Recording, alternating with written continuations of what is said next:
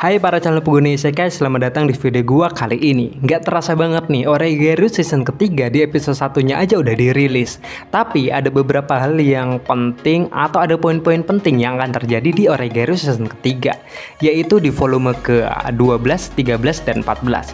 Yang mana ini akan terjadi di scene-scene antara episode 1 sampai ke episode ke-12. Jadi kali ini kita akan ngebahas di ke volume 12 dulu, yang mana ini akan mengambil jalan cerita dari episode 1 sampai episode 4. Dan sisanya bakal kita bahas di part sebelumnya, yaitu part kedua dan part ketiga. Oh ya, ini adalah remake atau video dari video sebelumnya, karena video sebelumnya udah terhapus di channel Miyuki-san yang dulu. So, tanpa basa-basi lagi, langsung aja siapin diri kalian dan nikmati videonya. Cerita dimulai di mana volume ke-11 berakhir, atau jika di dalam animenya, yaitu pada episode ke-13 season kedua, dengan 3 karakter utama kita, Hachiman, Yukino, dan Yui, yang sedang berada di luar akuarium. Ya, sepertinya kita udah nonton di season ketiga di episode per 1.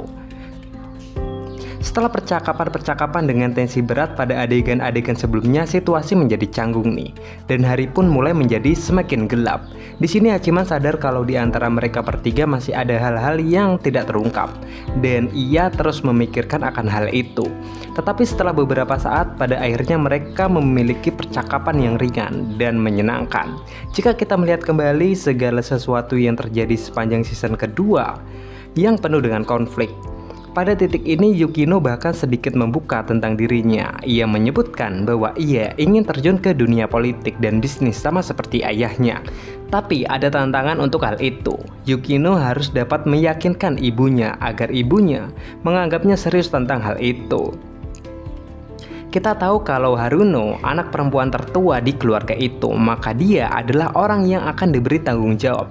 Sedangkan Yukino hanyalah anak yang lain. Dan pada titik ini juga untuk pertama kalinya Hachiman menemukan keberanian untuk bertanya lebih banyak tentang situasi keluarganya. Ini adalah momen besar untuk semua orang.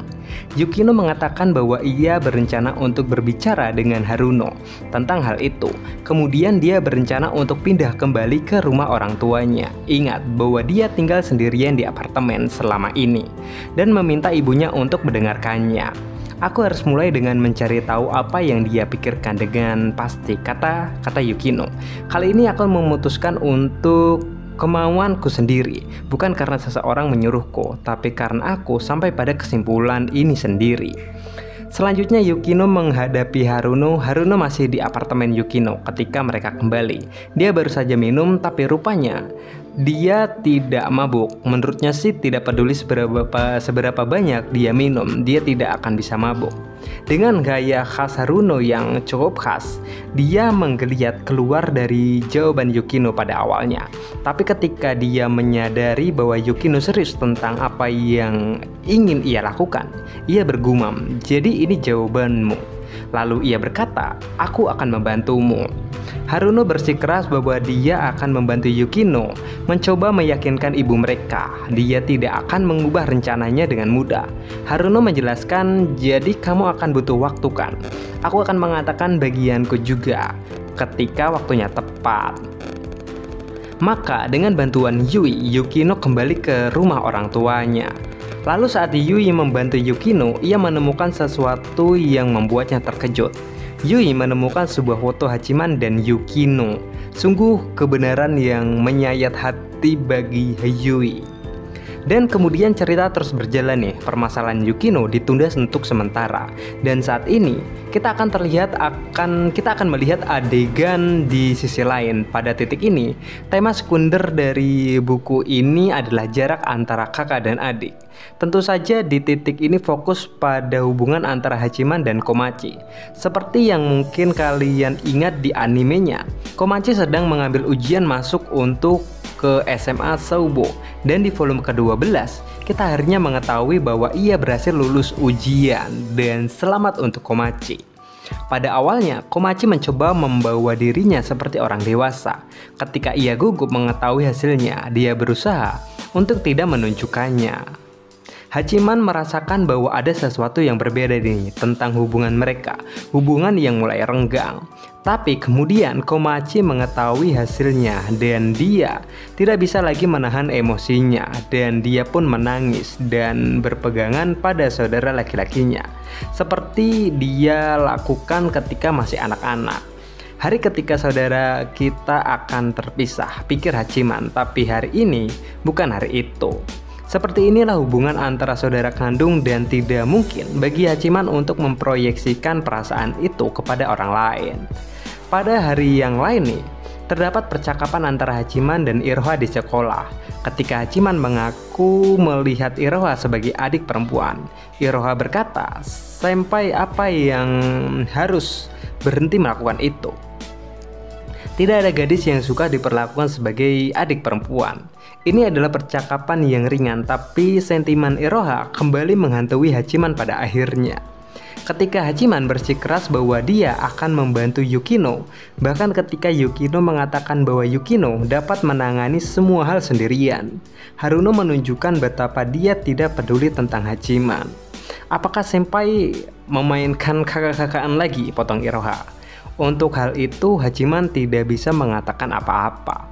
Konflik utama dalam volume ini berpusat ke prom SMA Soubok.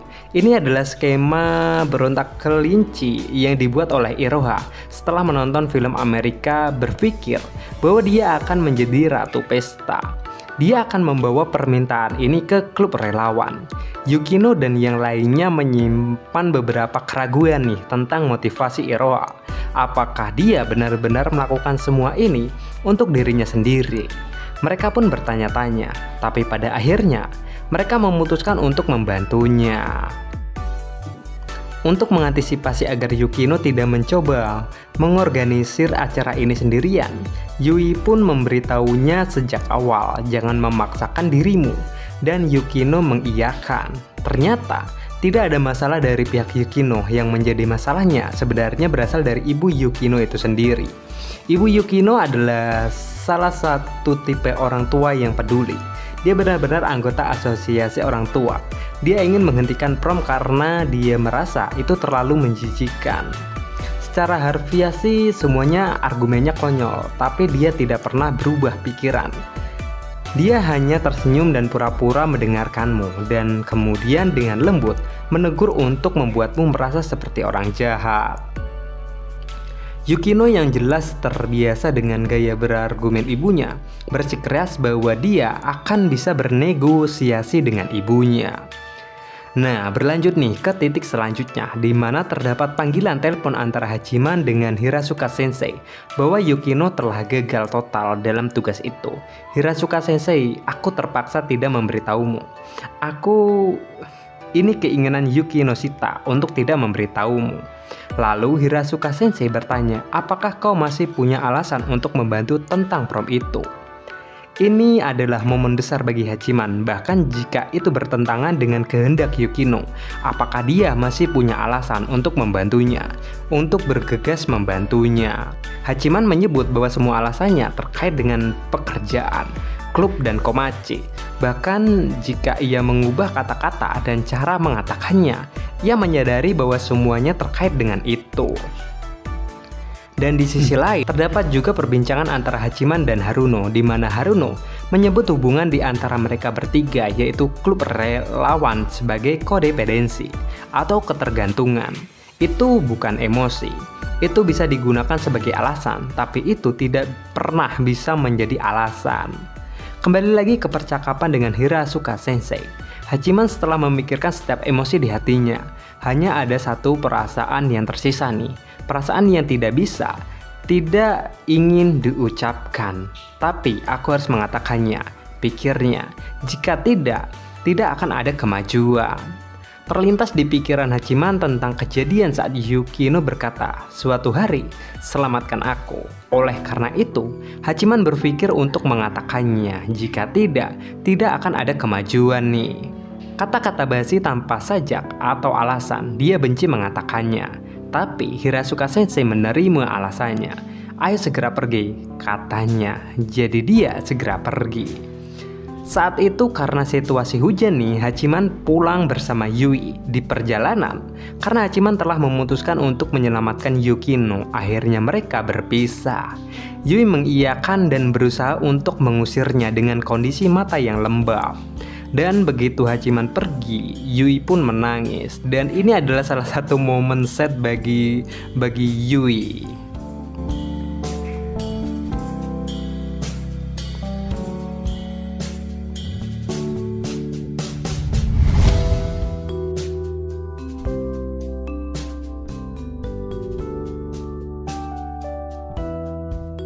Dan itu tadi adalah pembahasan tentang hal-hal yang penting yang akan terjadi di volume ke-12, yang artinya ini akan terjadi di antara episode 5 sampai ke episode 8. Dan ini adalah beberapa hal yang penting yang akan terjadi.